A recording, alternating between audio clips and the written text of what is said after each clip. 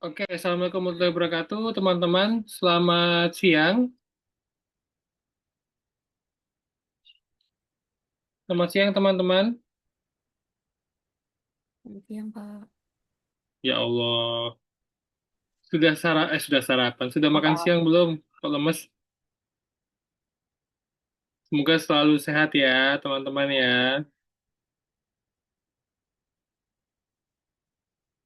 Oke, teman-teman. Kali ini kita akan menyamakan persepsi bahwa hari ini adalah presentasi SWOT. Dan sambil menunggu yang lain, saya cek tadi di Viklas belum ada yang mengumpulkan satupun dari teman-teman untuk analisis SWOT-nya. Jadi itu presentasinya tidak bisa dilakukan hari ini gitu. Nah, ini apa ada kendala atau kenapa nih kok belum ngumpulin? Ada yang mau berkomentar?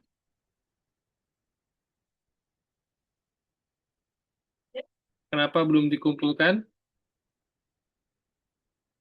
Karena kalau belum dikumpulkan, aku nggak bisa nilai apapun teman-teman.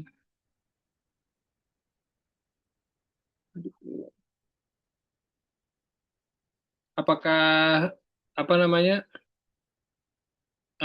ada kendala atau apa dalam pengerjaan analisis SWOT-nya? Karena di Viklas belum dikumpulkan sama sekali, sehingga hari ini saya bingung mau ngapain. Kan harusnya presentasi SWOT online ya dari 437, tapi aku cek di Viklas itu belum ada yang mengumpulkan. Apa ada kendala atau bagaimana teman-teman? Silakan. Halo teman-teman. Teman-teman.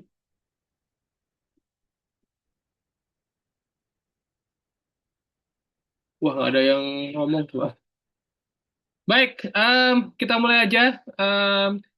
Jadi begini, hari ini harusnya SWOT analisis itu terbahas. Terus kemudian dipresentasikan per kelompok, tapi tidak ada, maka tidak ada yang bisa dinilai hari ini. Oleh karenanya tetap saya akan kasih materi untuk next selanjutnya. Saya harap nanti sampai jam 24.00 itu sudah mengumpulkan SWOT di V-Class. Sekali lagi ya, batas waktunya hari ini jam 24.00 teman-teman sudah mengumpulkan em, SWOT, analisis SWOT di V-Class. Kita akan mulai materi pada hari ini. Saya akan mulai. Ya, sejujurnya kita mulai dengan Bismillahirrahmanirrahim. Bismillahirrahmanirrahim. Semoga sudah terlihat oleh teman-teman. Jadi, teman-teman, hari ini materinya adalah panduan penulis pembuat polisi brief. Itu. Nah, panduan membuat polisi brief ini dimulai dari analisis SWOT.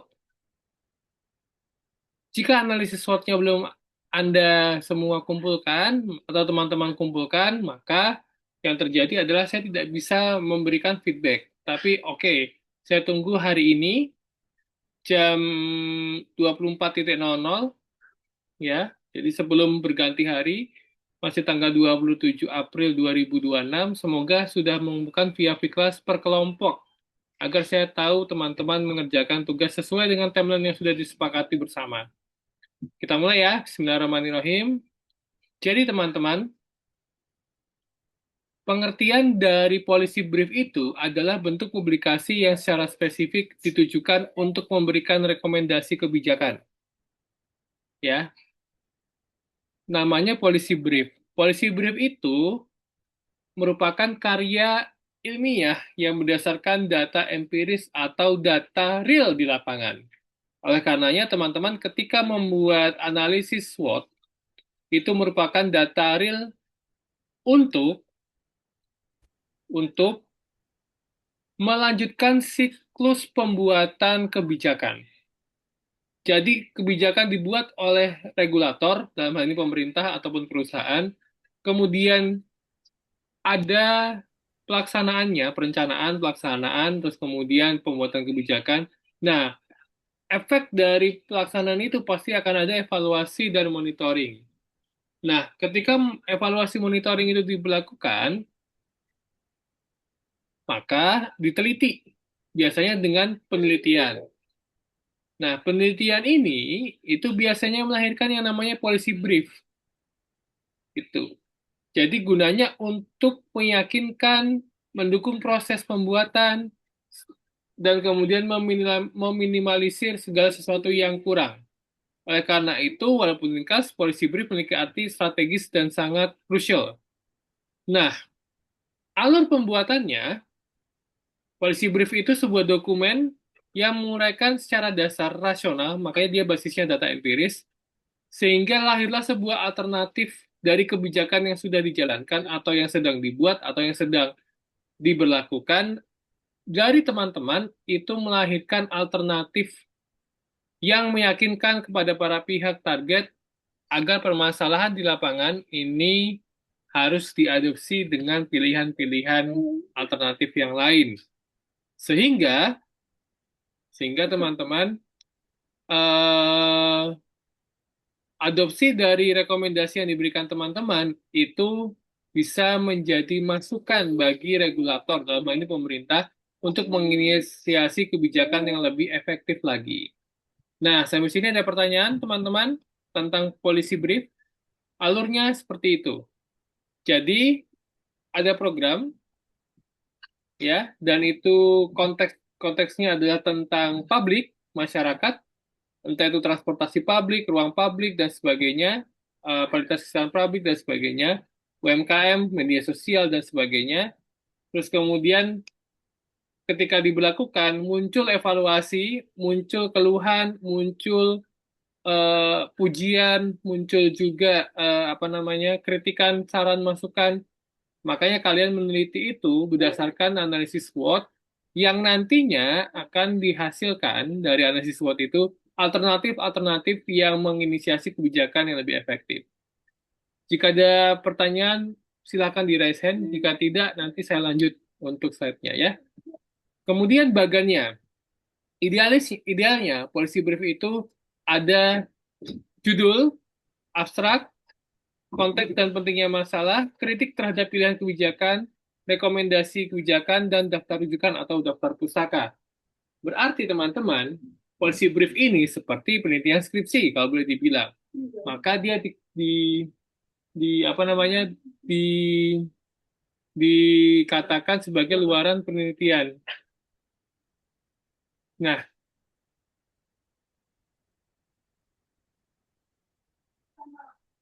ingat di bagian policy brief ini ada kritik terhadap pilihan kebijakan dan rekomendasi kebijakan. Ini, lihat bobotnya. Policy brief itu biasanya maksimal 8 halaman, jadi dia tidak satu halaman. Sekitar 1.200, 2.200, 4.000 kata, maka dalam komposisinya itu terdiri dari yang pertama, executive statement, pendahuluan, metodologi sudah kalian lakukan, analisis SWOT, hasil dan kesimpulannya, rekomendasi, referensi rujukan, dan sumber lainnya. Maka dari sini kita sudah melihat bahwa teman-teman setidaknya sudah melakukan executive statement, pendahuluan sampai pada metodologi. Menggunakan analisis SWOT, walaupun belum dikumpulkan satupun ya, sampai dengan hari ini. Nah, analisis SWOT ini nanti di minggu ini harusnya teman-teman mempresentasikan ini dan saya kasih masukan agar lebih detail lagi dalam mengambil datanya, sehingga ditemukan atau didapatkan hasil-hasil dan kesimpulan serta rekomendasi yang poinnya 50% sendiri dari keseluruhan policy brief. Itu timeline-nya, tetapi belum dikumpulkan, maka saya akan menunggu, saya kasih kesempatan. Gitu. Nah, jadi analisis SWOT di sini merupakan metodologi yang final untuk kita belajar policy brief. Jika ngomongin policy brief yang ideal, maka teman-teman harus memperhatikan bila nanti ada pekerjaan membuat policy brief dan sebagainya. Yang pertama, policy brief yang ideal itu ada 3 aspek. Pertama, bukti atau temuan evidence. Argumennya persuasif dan otoritas. Otoritasnya jelas teman-teman merupakan mahasiswa program studi ilmu komunikasi Universitas Gunadarma yang kebetulan ada di semester akhir dan kelas transfer. Kemudian argumen yang persuasif adalah teman-teman pasti sudah mengobservasi subjek atau benda, jasa, dan sebagainya tentang ruang publik yang kalian akan buatkan polisinya. Sehingga kalian bisa sebagai user di sana, pemakai, atau pengalaman pribadi, dan sebagainya. Maka tujuannya akan jelas, argumennya akan kohesif, kualitas data dan buktinya real di lapangan, transparan, dan kemudian bisa menopang rekomendasi kebijakan yang sifatnya tunggal atau mereview. Kemudian konteks kebijakannya, hati-hati ketika teman-teman melihat SWOT nanti, teman-teman harus menspesifikasikan konten audiens. Di anak-anakkah, ya, di orang dewasakah, di masyarakat umum, di UMKM, di pengguna media sosial, pengguna transportasi umum, pengguna fasilitas kesehatan publik, kaum difabel, atau apa, gitu. Sehingga nanti rekomendasi yang bisa ditindaklanjuti atau implementasikan itu terukur, teman-teman. Kebanyakan teman-teman masih masyarakat umum, masih mahasiswa, masih apa. Nah, ini harus lebih spesifik. Terus aspek yang ketiga adalah keterkaitan. Jadi, presentasi opini itu didasari dengan bukti dan temuan, kemudian bahasa tulisan yang mudah dicerna, lalu tampilan desain, ini anak komunikasi banget, itu visualnya menarik. Mendukung penyampaian argumen dilengkapi foto, tabel, grafik, kutipan, dan lain-lain. Oleh karenanya, bentuknya policy brief itu seperti ini. Dia ada judul, ada lead, ada headings, ada foto gambar, tabel, dan grafik, text box, kutipan, dan sidebar-nya. Elemen-elemen ini memperjelas pesan kunci, gagasan, fakta, maupun statistik. Jadi boleh teman-teman mendesain policy brief sekreatif mungkin. Gitu. Tentunya formatnya nanti dari saya, sehingga kreativitas saya kasih ke teman-teman ketika analisis SWOT-nya tidak ada revisi. Nah, jangan lupa ada appendix atau appendix. Jadi policy brief itu tidak hanya sebuah dokumen yang berisi paragraf semata, tapi dia dokumen ringkas, targetnya spesifik, kemudian teman-teman boleh loh mendesain di dalamnya dengan gambar, tulisan, tabel, grafik, dan sebagainya, agar lebih bisa dicerna dan kemudian secara visual dia bagus. Karenanya, substansi dari policy brief ini kita highlight ke opsi-opsi kebijakan yang diusulkan atau rekomendasi dari teman-teman setelah teman-teman melakukan analisis SWOT. Rekomendasinya apa terhadap permasalahan yang terjadi di lapangan.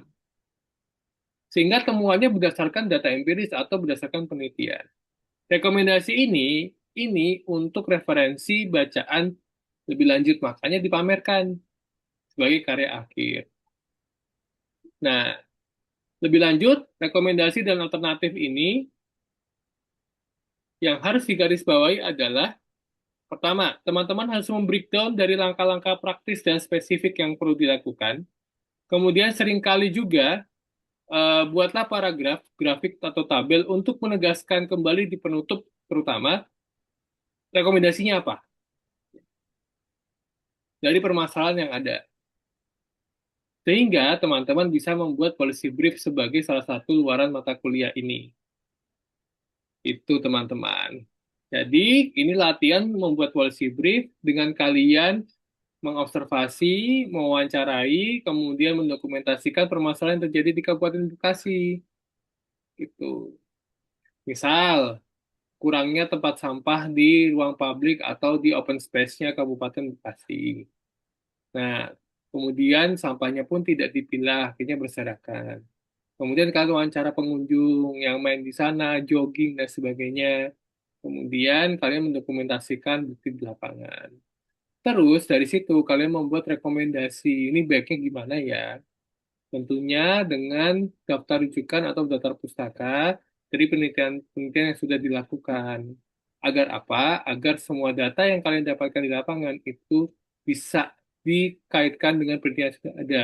Oh, ternyata sampah itu di tata ruang itu di bagian pojok kanan, kiri, atas, bawah, segala macam. Oh, bentuk tabungnya seperti ini. Oh, harusnya terpilah dan sebagainya, dan sebagainya. Sedetail itu. Sehingga rekomendasinya itu bisa diaplikasikan dari Open Space Bekasi ke open space di seluruh Indonesia, di daerah-daerah Indonesia secara simultan. Seperti itu. Nah, Sekarang timeline-nya, berhubung kalian belum mengumpulkan analisis SWOT, maka mohon hari ini dikumpulkan, saya tunggu sampai jam 24.00 di kelas. Boleh berbentuk gambar, JPEG, atau PDF. Tinggal ditautkan saja, dibalas komentarnya di kelas, di pengumpulan analisis SWOT. Kemudian setelah saya melakukan revisi, teman-teman silahkan, karena minggu depan online, teman-teman silahkan untuk melakukan atau turun lapangan lagi data yang kurang dari analisis SWOT revisi dari saya. Sembari saya memberikan format policy brief. Jadi minggu depan itu luarannya adalah draft policy brief yang kalian buat. Boleh 2, 4, 5, 8 halaman. Sampai sini ada pertanyaan teman-teman? Ada pertanyaan? Halo teman-teman, ada pertanyaan?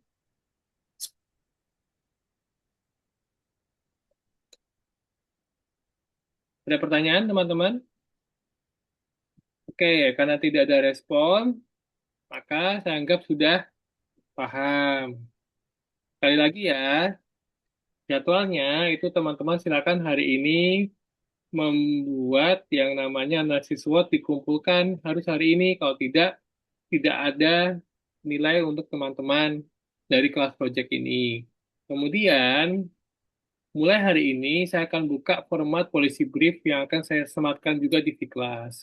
Unduhlah format itu, kemudian gunakan Canva dan sebagainya untuk membuat draft setelah kalian merevisi analisis SWOT yang saya berikan, terus kemudian analisis SWOT yang kalian berikan saya revisi, kemudian kalian turun lapangan untuk menambal data yang kurang dari analisis SWOT yang sudah kalian buat selama seminggu ke depan.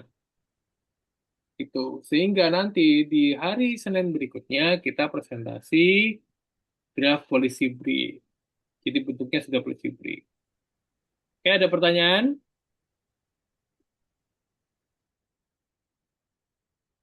Ada pertanyaan? Enggak? Tidak, Kak. Oke, baik. Sudah. Karena pada terlambat ngumpulin analisis SWOT, saya kurangi masing-masing 20 nilainya tiap kelompoknya. Karena di Fiklas sama sekali belum ada, saya lihat sampai hari ini. Detik ini, Deng. Gitu. Baru satu, kelompok 8. Oke. Baik, kelompok 8. Mumpung masih ada waktunya. Kelompok 8 ada di sini?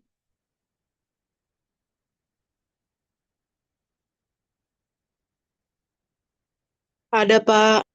Ada. Oke.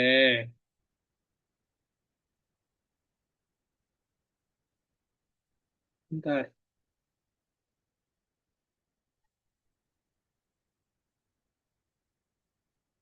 Bapak kelompok 4 sudah upload.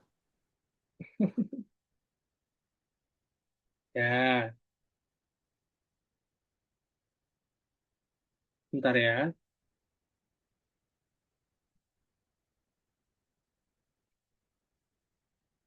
Nggak upload, kelompok 4.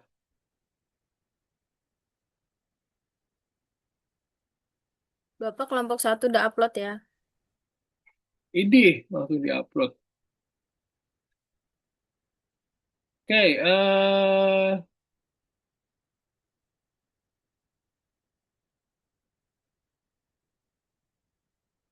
kelompok 8. Ada di sini? Ada, Pak. Ternyata sudah ada yang upload, Pak. Silakan dipresentasikan. Mau ngapain? Ini secara singkat aja. Eh, apa nih pemadam kebakaran di pos Pondok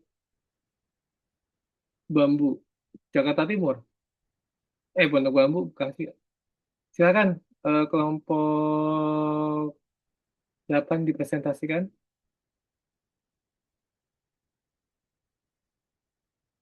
Silakan. Siapa yang mewakili? Teman-teman kelompok 8. Bapak boleh minta tunggu waktunya nggak? Saya lagi diskusi ke yang lain dulu ya, Pak. Oke.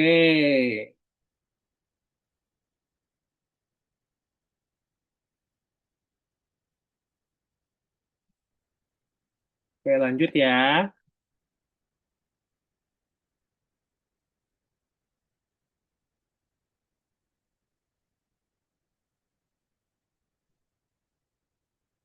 Silakan kelompok satu.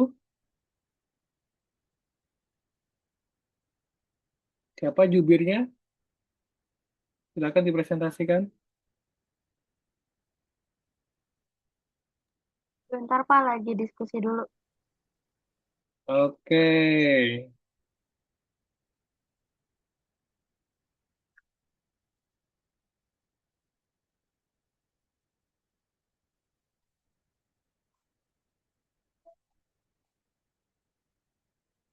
Jadi siapa yang mau presentasi nih? Nggak ada. Kelompok 4 boleh Bapak? Kelompok 4.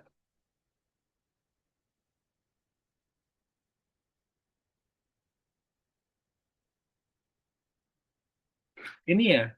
Silakan kelompok 4. Monggo. Yang ini bukan? Ini kan? Iya betul Bapak. Oke, Eh, silakan. saya langsung mulai aja jelasin Boleh, atau gimana? boleh langsung. Oke. Oke, sebelumnya selamat siang Bapak, selamat siang teman-teman.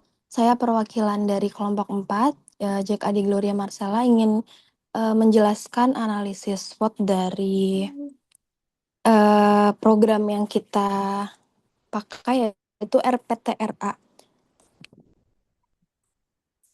Jadi sebelumnya, sebentar Bapak. Ya.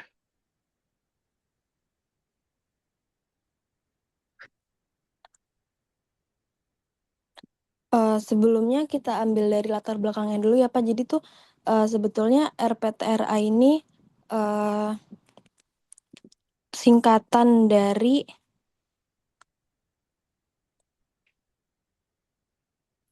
ruang publik terpadu ramah anak yang disediakan sama pemerintah untuk masyarakat-masyarakat yang sifatnya itu terbuka dan juga bisa digunakan oleh banyak orang, terutama anak-anak atau keluarga-keluarga besar.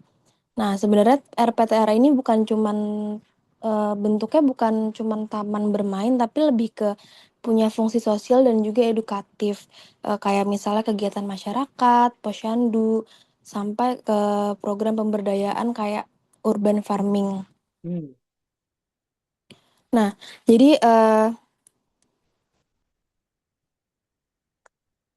analisis SWOT-nya yaitu RPTRA Rawajaya memiliki kekuatan karena tempatnya mudah diakses. Biasanya tuh tempatnya ada di sekitar misalkan satu RW, ada satu RPTRA. Terus kemudian fasilitasnya lengkap dan juga gratis. Nah, RPTRA juga punya program pemberdayaan masyarakat yaitu urban farming dan juga didukung oleh pemerintah dan warga setempat. Terus kemudian RPTRA ini sebetulnya jumlahnya ada sangat banyak, tersebar di seluruh wilayah DKI Jakarta, sekitar kurang lebih jumlahnya 320 RPTRA sebetulnya. Hmm. Nah, kemudian weakness-nya atau kelemahannya yaitu sebetulnya RPTRA ini kualitas perawatannya tidak merata. Jadi banyak fasilitas yang ada di salah satu RW fasilitasnya lengkap, di RW lain fasilitasnya kurang lengkap. Terus kemudian jam operasionalnya terbatas. Jadi sebagian besar tuh RPTRA tuh cuma buka dari pagi sampai sore aja. Padahal pemanfaatnya di malam hari juga bisa. Karena sebetulnya RPTRA ini ada program seperti literasinya, perpustakaannya. Terus weakness-nya juga pemanfaatan media sosial untuk RPTRA ini masih belum optimal dan juga program urban farming-nya belum dimaksimalkan. Masih ada keterbatasan lahan dan juga ketergantungan pada bantuan pemerintah. Hmm. Kemudian opportunities-nya atau peluangnya yaitu untuk berkembang melalui peningkatan partisipasi generasi muda, pengembangan urban farming sebagai sumber penghasilan, serta optimalisasi media sosial untuk promosi dan juga edukasi.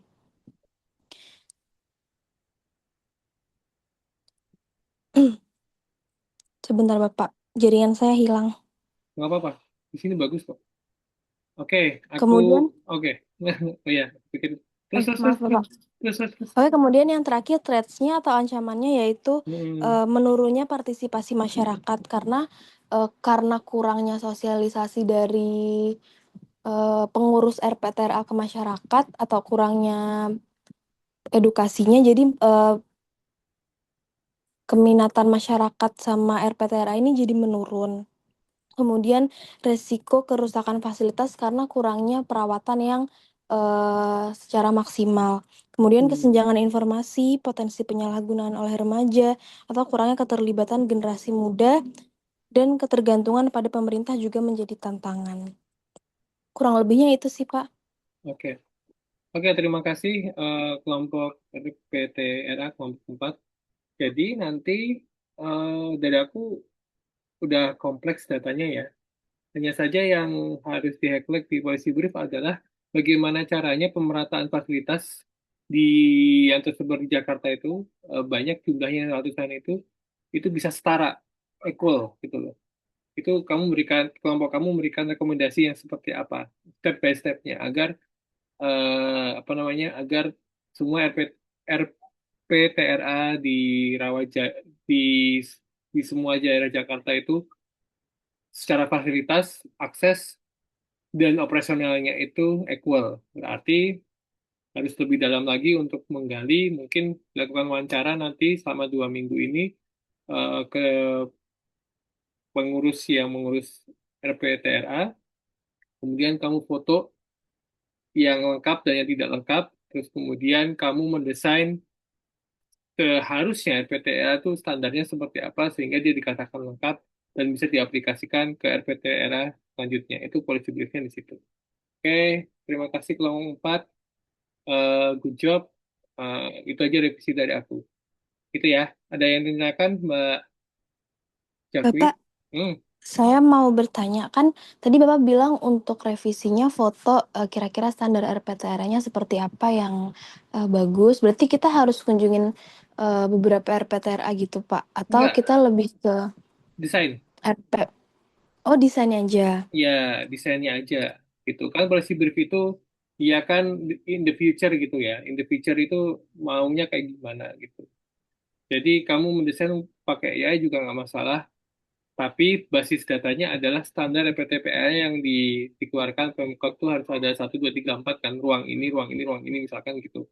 Ruang ramah anak, ruang publik, ruang misalnya ruang nursery room, toilet dan sebagainya. Nah itu kamu bisa pakai seolah-olah kamu sedang merancang RPTRA di masa depan tuh harusnya seperti ini. Itu aja. Jadi nggak harus Baik, kunjungan. Bapak. Jika diperlukan kunjungan silakan gitu. Atau ketika kamu menemukan artikel berita online, teman-teman dapat yang PTR yang bagus, dapat piagam atau apa, ya sudah itu jadi salah satu data saja. Itu. Itu ya. Iya, baik, Bapak. Terima kasih atas Terima kasih, revisinya. terima kasih semangat. Oke teman-teman, yang lain yang tadi masih diskusi, saya harap nanti teman-teman dibuat gini aja. Teman-teman di analisis SWOT yang sudah diupload itu kan bentuknya PDF semua, saya sudah lihat. Terus kemudian teman-teman silakan menambah reply komen apa yang ingin kalian jelaskan dari SWOT tersebut. Jadi presentasinya menggunakan paragraf di reply komen di Vclass. Jadi tambahkan paragraf aja, kemudian nanti akan saya kasih feedback di situ. Itu aja ya. Saya akan mengapresiasi semua yang sudah berusaha untuk upload sampai dengan hari ini. Jadi keep going. Terus kemudian apa namanya, jika ini ada yang ingin tanyakan silakan nanti saya di WA atau di grup. Itu kita akhiri dulu kuliah pada siang hari ini. Ini akan saya record terus kemudian kalian bisa plug and play di YouTube seperti biasa di Vclass. Itu ya teman-teman ya. Ada yang tanyakan sebelum diakhiri?